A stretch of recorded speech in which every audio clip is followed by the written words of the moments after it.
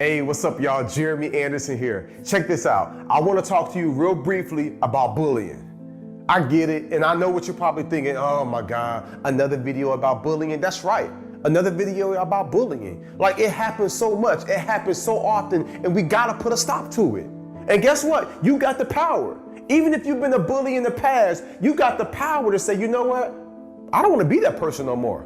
I don't want to be someone that hurts people. I don't want to be someone that takes away from people. I don't want to be someone that picks on people that's smaller than me. I want to have a better character. I don't want to be the one that sets the house on fire. I want to be the one to put the fire out. I don't want to be the one that causes crime and bad things to happen. I want to be the one that protects our community.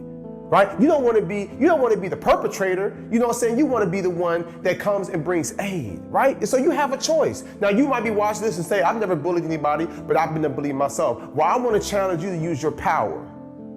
Use your power. When I say use your power, I mean use your voice. When you see something, you got to speak up. Right? Because you give them your power when you stay silent. You give them your power when you don't say anything. You give them your power when you don't hold them responsible. And I know you might be feeling like, well, what if they say something? Are they going to say, I'm just scared, or I'm afraid? That's fine. You know what I'm saying? But we really see that they are scared or that they are afraid if they're doing the things that they're doing. I need you to take back your power and use your voice. If you see something, say something. I need you to use your influence. Some of you watching this video, you got crazy influence within your school. There's so much personality, so much style, so much influence that you've been gifted with. You can use that.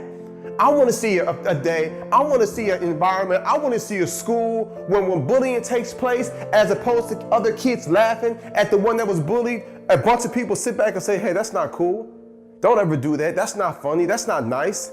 And now the bully feels like, wow, oh, that's not cool no more. No. I want us to create a type of culture that where everybody, regardless of how they speak, regardless of what they look like, regardless of what their sexual orientation or their religious beliefs, like regardless of where they come from, the color of their skin, the texture of their hair, regardless of what they have going on, we show them love. We show them affection. Like, that's the fabric of America. That's what makes America great. When we are able to accept and love and affirm and pour into, you know what I'm saying, and bring out the best and see the best in people. That's what makes us powerful. And you all, I'm so passionate about this because you all are our future leaders. You all are the future city councilmen and congressmen and senators and teachers and engineers and principals and counselors and police officers. You all are the future.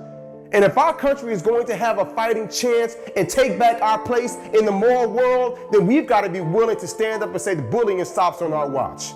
We've got to be willing to say, if I see something, I'm going to say something. We've got to be willing to be the type of young men and women that says, you know what, I'm going to do the best that I can do within my ability to advocate and bring relief and aid to those who are struggling and suffering. I want to see a school, I want to see a culture where bullying doesn't exist.